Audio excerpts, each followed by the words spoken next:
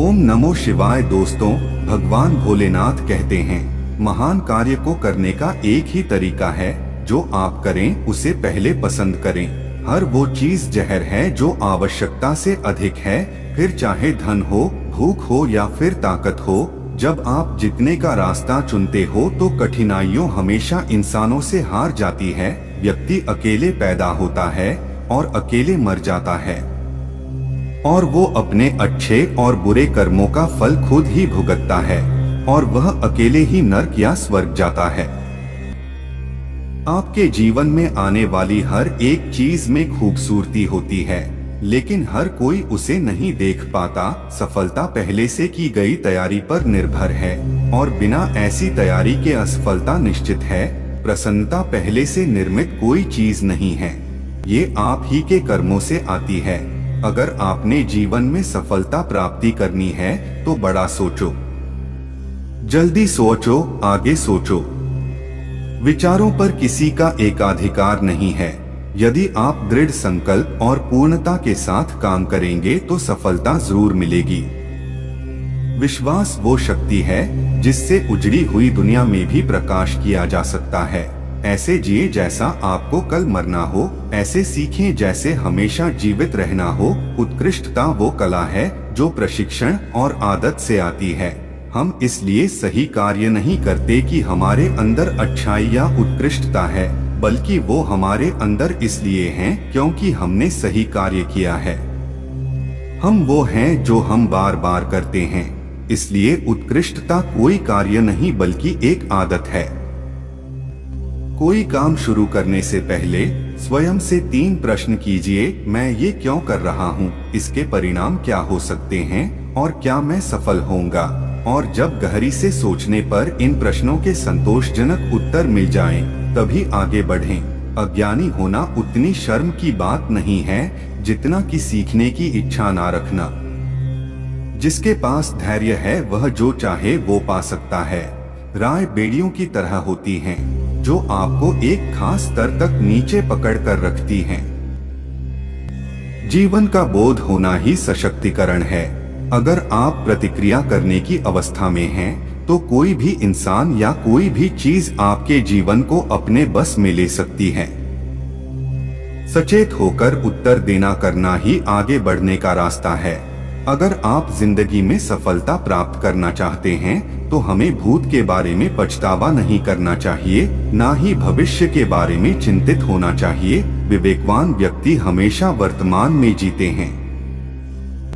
अगर आप काम के आनंद को जानना चाहते हैं, तो पहली और सबसे अहम चीज है पूरी बेफिक्री के साथ खुद को काम में झोंक देना। वास्तव में केवल इसी क्षण का अस्तित्व है। यदि आप जानते हैं कि इस क्षण को कैसे संभाला जाए, फिर आप अनंत काल को संभालना जानते हैं। किसी दिन जब आपके सामने कोई समस्या ना आए, आप सुनिश्चित हो सकते हैं कि आप गलत रास्ते पर चल रहे हैं। साधारण दिखने वाले लोग ही दुनिया के सबसे अच्छे लोग होते हैं। यही वजह है कि भगवान ऐसे बहुत से लोगों का निर्माण करते हैं। एक उत्कृष्ट बात जो शेर से सीखी जा सकती है वो ये है कि व्यक्ति जो कुछ भी करना चाहता है, उसे पूरे दिल और जोरदार प्रयास के साथ करे। दिल और दिमाग के बीच संघर्ष में अपने दिल का पालन करें। जब तक आप हर संभव तरीके से समावेशी होने का निरंतर प्रयास नहीं करते, आप जिसके लिए समर्थ हैं, उसकी पूरी गहराई और आयाम में खोजबीन नहीं कर पाएंगे। गुरु की कृपा आपकी योजनाओं को पूरा करने के लिए नहीं, बल्कि आपके लिए जीवन की योजना को पूरा करने के लिए बनी है। परिवर्तन कभी आसान नहीं होता, लेकिन हमेशा संभव होता है। आपके साथ अच्छी चीजें होने का इंतजार न करें।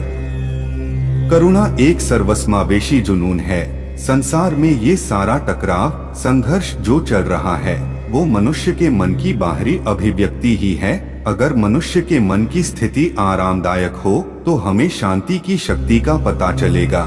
जिस चीज को आप चाहते हैं, उसमें असफल होना, जिस चीज को आप नहीं चाहते, उसमें सफल होने से बेहतर है। जो सभी का मित्र होता है, वो किसी का मित्र नहीं होता। यदि आप एक फूल से प्यार करते हैं, तो उसे मत उठाओ, क्योंकि अगर आप इसे उठाते हैं तो यह मर जाता है और यह वह नहीं रह जाता जिसे आप प्यार करते हैं। तो अगर तुम एक फूल से प्यार करते हो तो रहने दो, प्यार कब्जे के बारे में नहीं है, प्यार प्रशंसा के बारे में है। दिन में एक बार अपने आप से बात करो, नहीं तो तुम इस दुनिया में किसी बुद्धिमान व्यक्ति से मिलने से चूक जाओगे।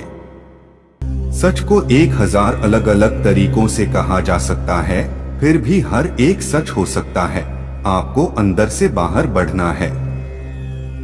कोई आपको पढ़ा नहीं सकता, कोई आपको आध्यात्मिक नहीं बना सकता, कोई और शिक्षक नहीं बल्कि आपकी अपनी आत्मा है।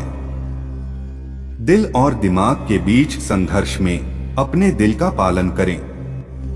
किसी का या किसी चीज का इंतजार मत करो। आप जो कुछ भी कर सकते हैं करें, अपनी आशा किसी पर न रखें। आपका शरीर और मन तभी सबसे अच्छा काम करेंगे और अपनी संपूर्ण अभिव्यक्ति दे सकेंगे जब आप आनंदपूर्ण और शांतिपूर्ण होंगे।